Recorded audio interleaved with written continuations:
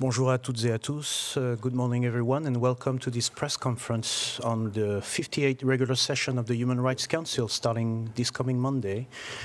We're very pleased to have with us Ambassador Jürg Lauber, the permanent representative of Switzerland to the UN in Geneva. I don't think I need to introduce you Mr. Lauber. He's a well-known figure here on the international Geneva scene, but he's speaking to you today in his capacity as President of the Human Rights Council. So, as usual, if you have any questions regarding Swiss foreign policy or any issues related to bilateral relations with Switzerland, I will kindly advise you to contact the Swiss mission. But without further ado, Ambassador Lauber, the floor is yours. Thank you very much, Pascal. Good morning to everybody here and online. Thank you very much for attending this press briefing.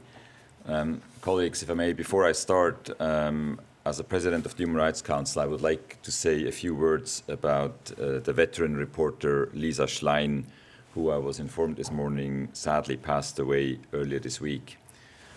As you probably know, Lisa filed her last story for Voice of America on the 1st of February, just a few days back in fact, and that she did well into her 9th decade, which is really a testament to her timeless commitment.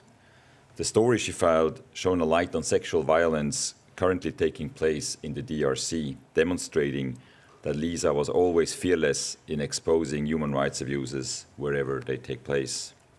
Her award-winning reporting about the United Nations, and in particular the work of the Human Rights Council, was invaluable during the decades Lisa worked in Geneva.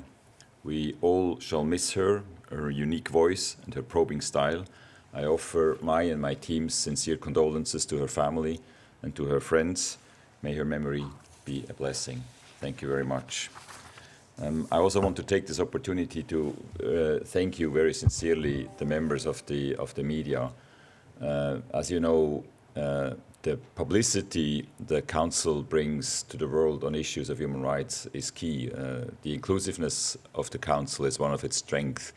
But you, members of the media, through your interest, through your reporting, you essentially contribute to that. And I want to take this opportunity, my first encounter with you in this capacity as President of the Human Rights Council, to thank you very much for that, and to express also that we are fully aware of how difficult your task has become in recent years. I also want to say that I'm very thankful to those who elected me to this position. I believe it reflects confidence not just in me, but certainly also in Switzerland as a member country. You probably know that about 20 years ago, Switzerland played a very active role in the design of the Human Rights Council, and since its creation, Switzerland contributed to making it a strong and effective forum for promoting and protecting human rights everywhere in the world.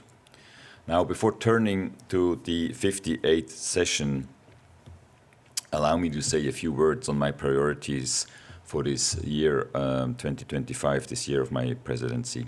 These priorities will include, and that's really the main mandate of the President of the Human Rights Council, the smooth operation of the Council. Of course, we do this with the help of the Secretariat. The President has a small office. Some of the members of the office are here, four colleagues, in fact, and then we do this, of course, with the help of the Secretariat.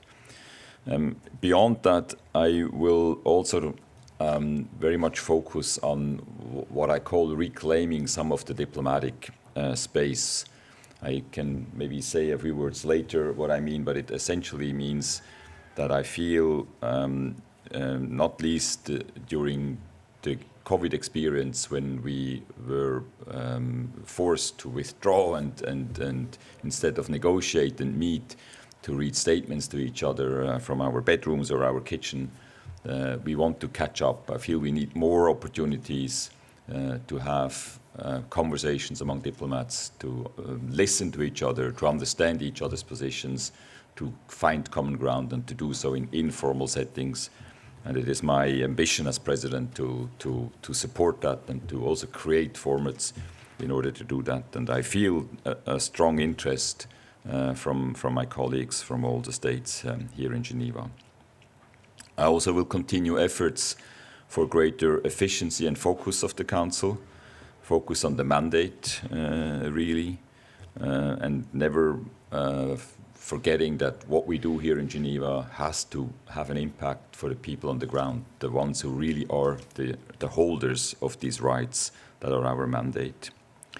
I want to further enhance the central role of the Council and its expertise in the human rights architecture of the United Nations, but also beyond, in cooperation with other United Nations agencies, special organizations, here in Geneva, but also in New York, in other duty stations, Vienna, Nairobi, etc. The Human Rights Council is the main intergovernmental body on human rights. It brings together an extremely high level of expertise about human rights. We should participate, we share that with other parts of the system. And last but definitely not least, I pledge to continue efforts to institutionalize, to reaffirm gender equality and non-discrimination in the work of the Council, through the work of the Council, as well as to ensure the accessibility of our work for persons with disabilities. These are just some of the ambitions, targets, objectives I set for myself for this year. Now to the 58th session. The upcoming session runs for 6 weeks. It will start, as you know, next Monday, the 24th of February, and go on all the way through Friday, the 4th of April. The liquidity situation of the United Nations placed certain limits on the work of the Council.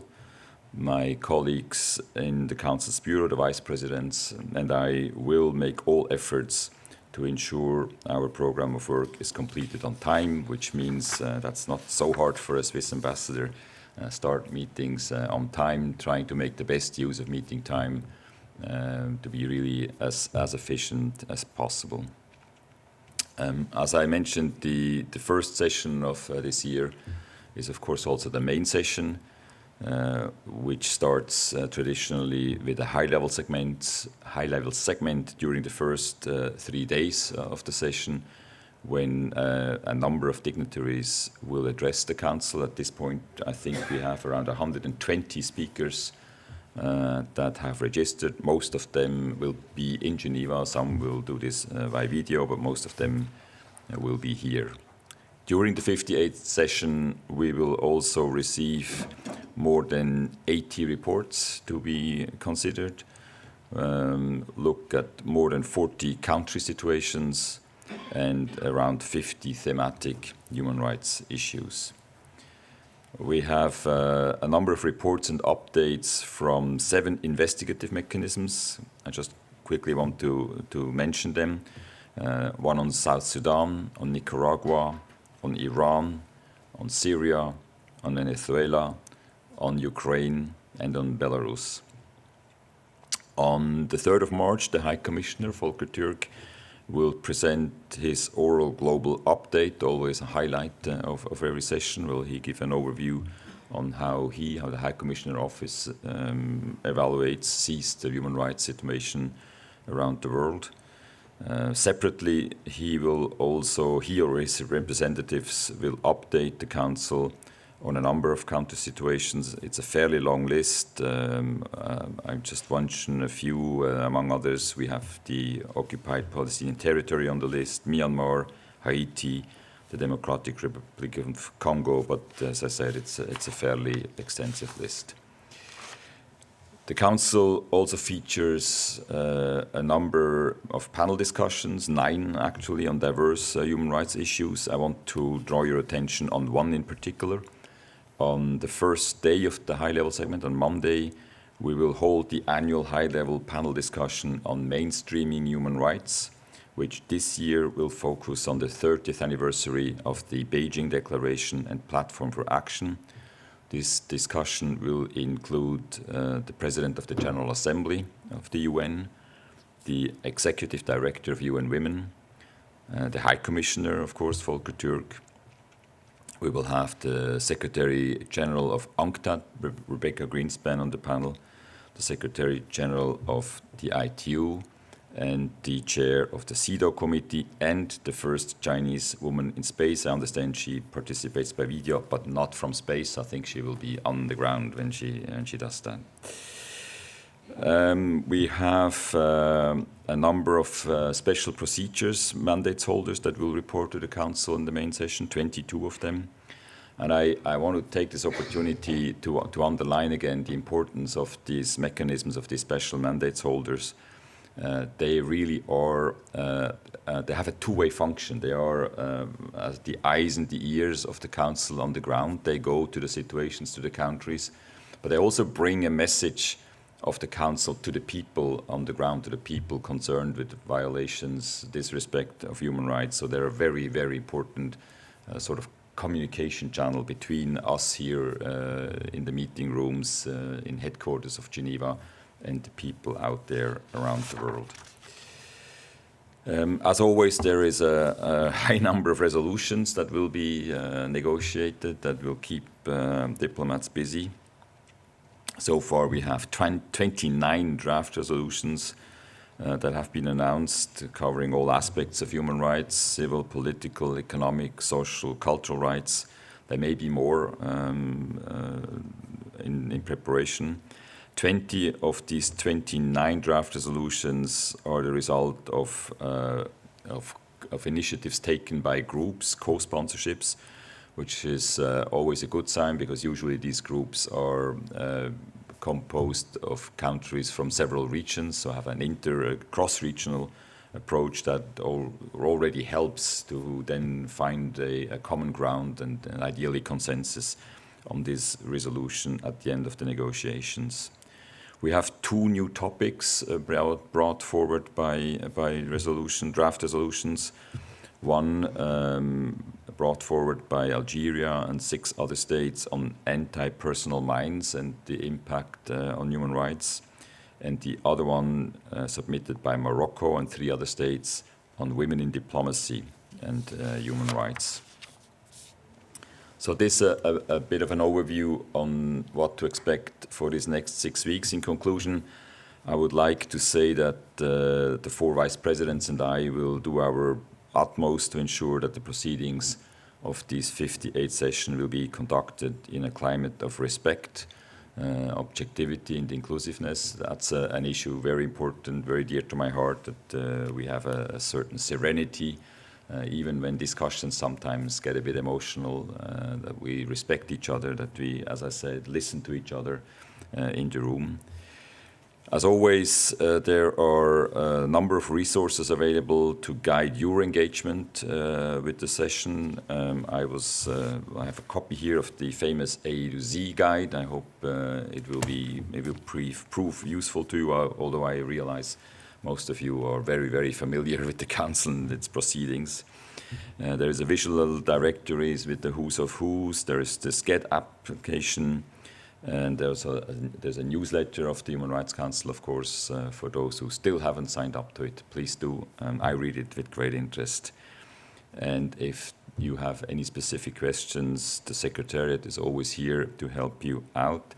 I will, as I've done in my other role as a Swiss ambassador, always have an open door. As I said in the beginning, your work is extremely important to us. I will do my best to be available with my team to make your work as easy as possible, so you're able to spread the good word about the good work of the Council out there. Thank you very much, and I'm open for questions. Thank you, Ambassador.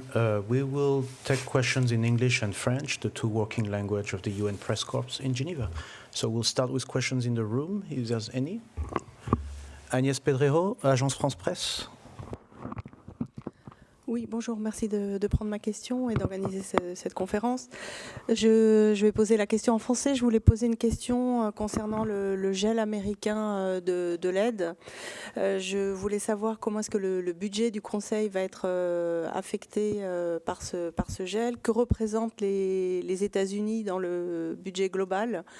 Et puis, quel va être l'impact sur les activités, que ce soit des experts, des rapporteurs, des diverses commissions ? Voilà, qu'est-ce que vous pouvez nous dire à ce sujet et qu'est-ce que vous allez faire pour y faire face ? Merci. Merci beaucoup. Comme vous savez, le Conseil fait partie de l'ONU en tant que tel. Alors, il n'y a pas de budget déterminé pour le Conseil. Si l'ONU propre a des défis par rapport aux liquidités, plutôt aux ressources à disposition, ça va se répercuter aussi sur le Conseil. À ce moment, on est en contact avec ONU Genève, mais aussi New York. On n'a pas encore d'informations spécifiques sur quelle est la situation sur l'année, point de vue liquidité, ressources de l'ONU. Je ne peux encore rien dire là-dessus. Merci. Et est-ce que vous prenez des mesures préventives ? Dans le sens qu'on va absolument insister pour faire le meilleur usage des ressources à disposition. Comme je l'ai dit au début, travailler sur notre efficacité, un peu dans ce sens. Est-ce qu'on a d'autres questions dans la salle ? Sinon, je vais d'abord prendre une question en ligne de Laurent Sierraud. Oui, merci pour la conférence de presse, ambassadeur. Vous avez à nouveau mentionné cet objectif de restaurer un espace diplomatique au sein du Conseil. Comment vous réagissez à l'annonce du boycott américain? Il y a aussi celui d'Israël. D'un point de vue général sur la tonalité à laquelle vous vous attendez pendant la session, mais aussi sur les capacités de restaurer ce dialogue diplomatique dans les couloirs. Merci. Merci pour la question. En général, j'encourage tous les États de vraiment engager avec le Conseil, parce que le Conseil, je viens de le dire, c'est le plus important organe au système des Nations Unies et encore en-delà qui traite des droits de l'homme. Évidemment, d'un côté, je pense, je suis de l'avis que les États sont d'accord sur les questions essentielles des droits de l'homme, comme ils sont déjà reflétés dans la Déclaration universelle. Après, au-delà de ça, il y a des nouvelles idées, des différences, une variété de vues. Et c'est le Conseil précisément qui est là pour débattre, pour apporter de nouvelles idées, pour apporter de l'expertise, pour s'échanger. Et c'est pour ça que j'encourage vraiment tous les États de venir à Genève, de venir au Conseil en tant que membre, en tant qu'observateur, engagé avec les autres, apporter les avis, les positions, écouter les autres et ensemble contribuer à l'amélioration de la situation des droits de l'homme autour du monde. Merci. Questions from Antonio Broto, EFE, Spanish News Agency online. Thank you, Ambassador. I was going to ask about the United States and Israel, but you already answered, so I'm going to ask about Argentina. They say they are considering to quit the Human Rights Council. Are they in talks with you in this regard? Are they going to participate finally in the session? Thank you. I haven't heard anything specific. Again, the only thing I can say, I would encourage all countries to really be here and participate. Une prochaine question de Catherine Fiancan de France 24, s'il vous plaît. Oui, bonjour, merci beaucoup d'être ici avec nous. Ma question est relative à la RDC. Vous avez eu une session extraordinaire qui s'est tenue le 6 février dernier, si ma mémoire est bonne, et j'aimerais savoir de quelle manière la RDC va être certainement un des sujets phares au niveau du continent africain qui va être discuté durant le Conseil. Peut-être aussi vous pourriez nous dire quelques mots sur la situation au Soudan. Merci beaucoup. Merci beaucoup. En effet, il y a un suivi à la session spéciale. Vous vous rappelez, la session spéciale a décidé de mettre en place un mécanisme d'investigation. Il y aura des rapports, des discussions à faire pendant cette session, la 58e session. Il y a aussi des discussions, des rapports à considérer sur la situation au Soudan du Sud, les deux d'ailleurs. Tout à fait. Une question de suivi. Oui, juste un petit suivi. Comme l'a évoqué ma collègue, est-ce que les mécanismes d'investigation comme celui de la RDC, vous n'aurez pas de problème financier pour mettre ces choses en place? C'est pas exclu que des coupures des fonds de liquidité, des ressources vis-à-vis de l'ONU auront un impact sur la mise en œuvre des décisions du Conseil, y compris les mandats. Mais je ne peux pas vous dire s'il y a des effets particuliers sur tel et tel mandat. Pour le moment, pour cette année, je n'ai pas d'informations. C'est une discussion à avoir aussi avec le Haut Commissariat, une fois qu'on a une appréciation plus claire sur la situation des liquidités de l'ONU sur l'année. Désolée pour le follow-up. Alors justement, je voudrais, si c'est possible, que vous puissiez nous donner quelques précisions, si vous les connaissez, par rapport à lorsqu'il existe un mandat et que les fonds ne sont pas à disposition pour que le mandat, enfin la personne qui représente le mandat puisse effectuer le travail. Est-ce que vous avez une idée comment ça se passe? Est-ce que les travaux du rapporteur sont suspendus, ou bien vous trouvez une autre façon de travailler en ligne, à distance, quelque chose de plus économique et qui demande de moins de fonds? Merci. C'est surtout le deuxième, c'est un arrangement puis entre le commissariat et comme on dit en français, les mandate holders, les titulaires des mandats. Ce qu'on a réussi à éviter, c'est vraiment d'arrêter tel et tel mandat. C'est plutôt des mesures d'économie pour les mandats en entier. Alors peut-être un voyage de moins. Comme vous le dites, peut-être utiliser plutôt des moyens électroniques pour faire des économies. Évidemment, ce n'est pas une situation idéale. Cette différence entre les mandats qu'on décide, le budget qu'on décide aussi, et puis après la manque de liquidité à cause des contributions qui ne sont pas payées, c'est évidemment pas idéal. We'll first take a question from Nick Cumming-Bruce from the New York Times Online. Nick. Yes, good morning. Thank you for taking my question and thank you for the briefing. Ambassador, I wonder if you feel the credibility of the Council is weakened by the withdrawal or the decision of the United States to disengage. I mean, the United States, which has previously held the position as being one of the champions of human rights globally. And how would you push back at the narrative from the US or from the Trump administration that it is critically weakened by inherent bias against Israel and serves as a platform for authoritarian and rights-abusing regimes? Thank you. Look, I really feel that there is a great level of awareness of the importance of human rights. Has always been and is also today. Human rights are about human dignity, about human freedom, about justice. Human rights are essential for the prosperity and the stability of any society. And human rights are essential in the relations between nations, for peace between nations, for sustainable development around the world.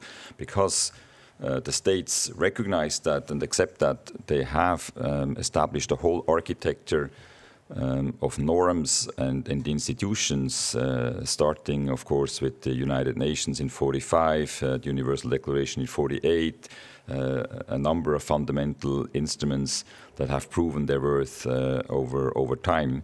The Human Rights Council today is only 20 years old, or not even, but it has established itself as the most important body for intergovernmental exchanges on human rights issues, is widely recognized in that.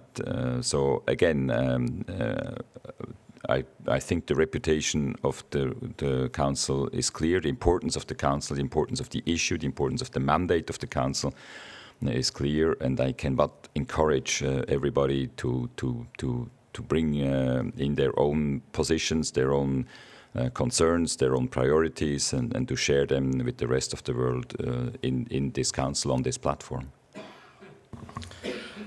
Sun Ying from Guangming Daily, please.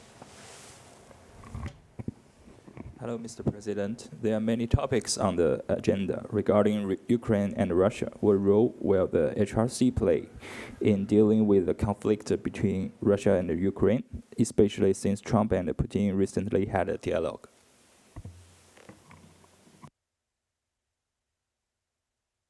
Not sure whether there was a question, but it is indeed one of the strengths of the Council that in each session member states decide to discuss a great many number of issues, and usually issues of urgency, of actuality, be it a situation in a certain country or a development that has another development, social, economic, that has an impact on human rights, will be brought before the Council, either in a formal setting or in the number of side events we have here. That's one of the great advantages. It will come up here, it will be discussed here. And again, countries, other stakeholders have an opportunity to bring this to public awareness, shine the light on these developments, bring their position and exchange their position with others. Thank you. Liang Tong from the China Economic Daily. Thank you, Mr. Pascal. Thank you, Mr. Lauber. If I'm right, this very evening, Mr. Lauber, you would be delivering a speech in the building nearby Maison de la Bex on the issue of the politicization of the HRC. I'm not absolutely right. So on behalf of all the journalists who will not have the luxury of attending this evening session, may I ask you to kindly do us a favor by giving us a teaser about what you're going to say, and what's your take on this issue against the background of the priority, you say, of encouraging the diplomats of more engagement? Thanks. Spoil it for those who attend. I thought it was a public event, actually. It's the opening of the semester at the Geneva Academy, and they kindly invited me and gave me an opportunity to speak about an issue that has intrigued me for a long time, this tension of is the Council mostly a legal body, a body of law, or is it a political body? And again, please don't publish before tonight, or else they're not coming. But it will give me an opportunity to make a plea also. On the one hand, I think some of the instruments and some part of the mandate have clear elements or normative and monitoring elements. So the Council has the possibility to influence the development on the normative side of human rights, and it also has the mandate to monitor the implementation of human rights. However, the Council doesn't have the power to make legally binding decisions. It doesn't have treaty-making power, and it also doesn't have the power to impose or sanction violations of human rights. I also have come to the conclusion long ago that, of course, and I'm sure you agree, the Council is essentially a political body through its composition, through the way we elect members, through the way debates are held.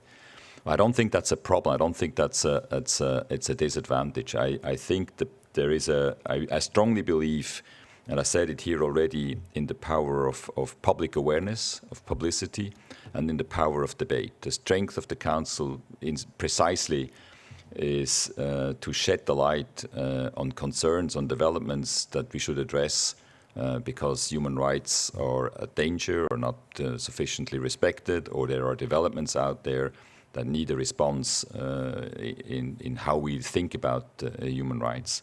And I very much believe in the power of public debate, that the people come together, exchange ideas, on the one hand really try to find to come together, common ground, but also are ready to disagree, respect each other, listen to each other, because disagreement over time will lead to progress. That's what I believe are the strength of the Council. And that's some of the things I will try to bring across tonight, motivating the students that are there, the future diplomats, the future activists, the future politicians, to engage on issues of human rights and to engage with the Council. Thank you.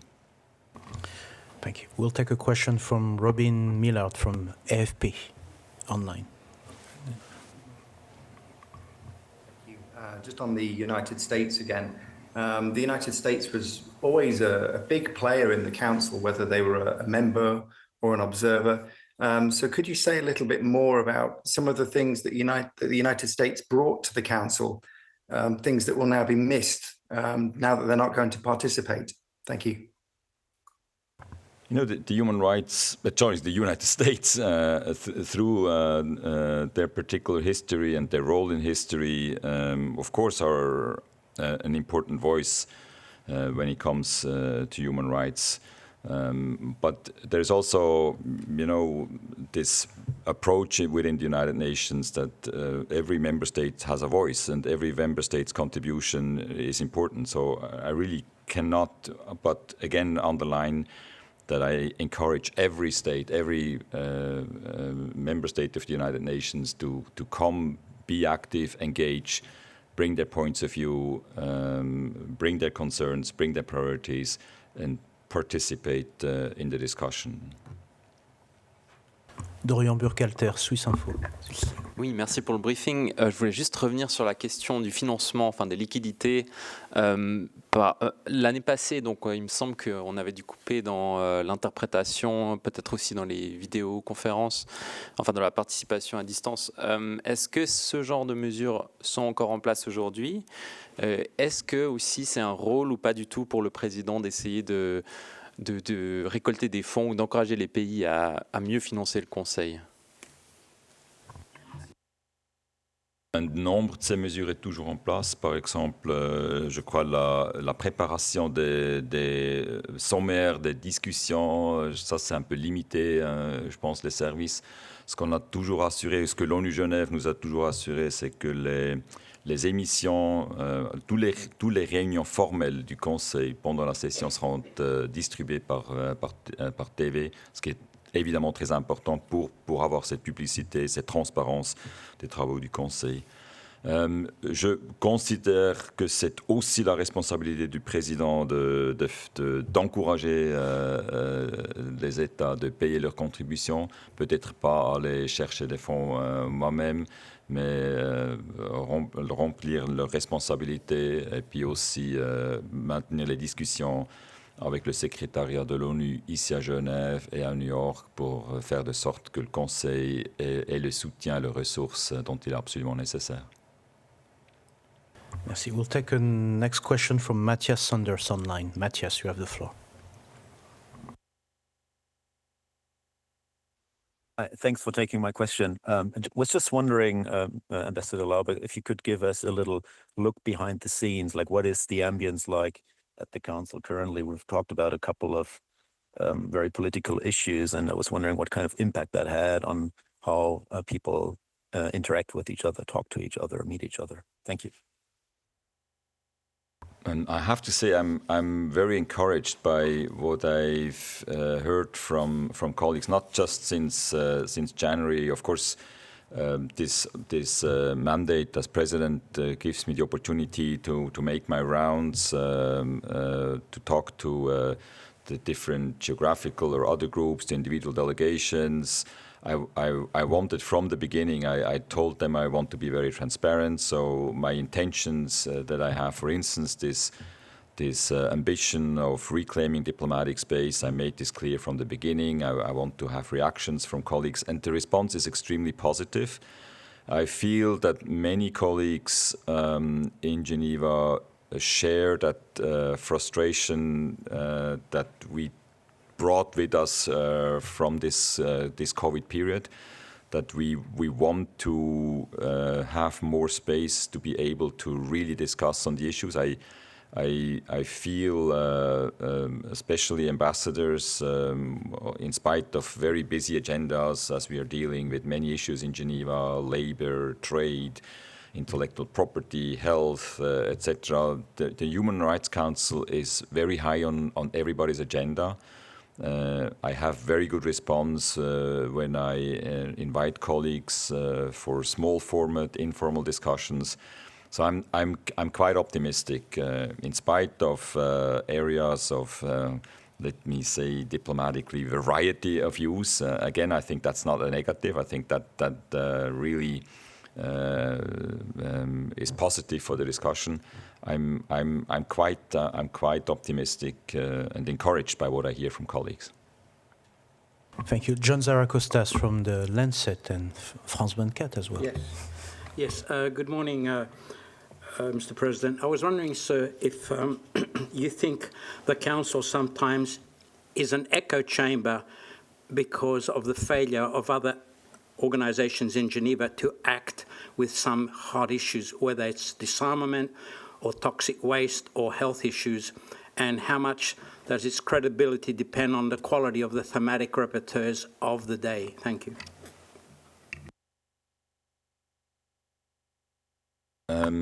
I think we see instances where issues are brought to the Council that because they are not being successfully dealt with in other bodies.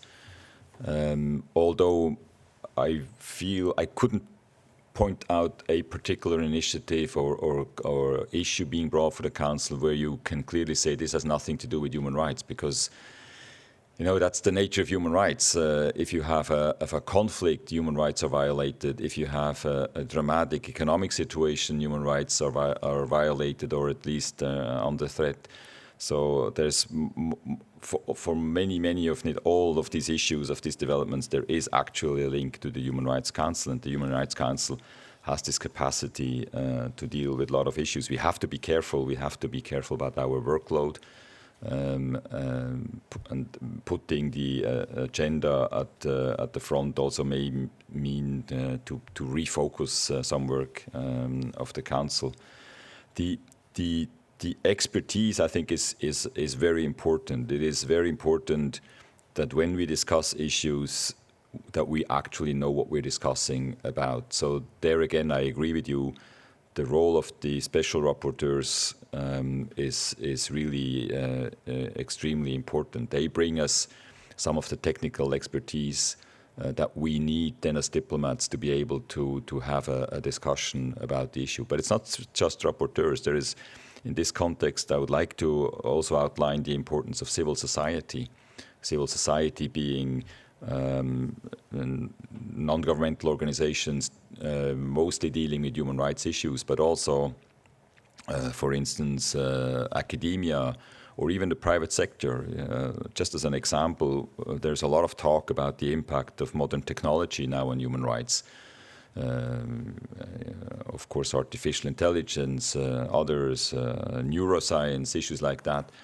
I mean, with all respect to diplomats, we know diplomats can talk about anything and everything, but we need technical expertise to be able then to make informed decisions on what the impact of these developments is on human rights and how best to protect human rights or use technology to promote human rights.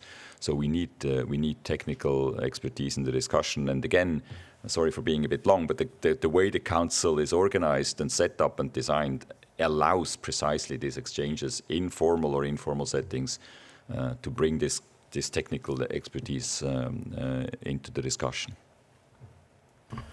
Thank you, President. Do we have any more questions from the room? Do we have more questions online? Ambassador, maybe you have some concluding remarks before we wrap up? No, nothing new. Thanks, nothing new, but thank you again very much for your interest, and thank you very much for doing your work. And if throughout the session or after we can be in any way helpful to facilitate your work, not trying to influence. I completely respect, of course, the independence of the media. But on technical issues, please let us know. Your work is important to us. Thank you very much. Merci, Monsieur Lauber. Juste pour un rappel, nous avons le guide, l'abécédaire de la 58e session du Conseil des droits de l'homme qui vous a été envoyé ce matin par email. Donc vous avez la liste de toutes les thématiques et de tous les pays qui seront abordés pendant cette 58e session qui commencera lundi à 9h. Donc je vous encourage à venir très tôt en salle 20 parce que les places, y compris pour les journalistes, sont limitées. Premier arrivé, premier servi. Et je voudrais faire écho à ce qu'a dit le président au début de sa conférence de presse à propos de Lisa Schlein. C'est une de vos consoeurs qui va beaucoup nous manquer. Lisa Schlein, c'était la journaliste qui nous contactait après 18 heures pour avoir exactement la déclaration, le nom du représentant qui a parlé, vérifier toutes les informations. Et c'est aussi une journaliste qui prenait le temps de couvrir des sujets, des thématiques, des pays que beaucoup de médias n'ont pas le temps ou n'ont pas l'intérêt de couvrir. Et pour ça, on appréciait beaucoup son travail et sa couverture. Donc merci beaucoup, Lisa.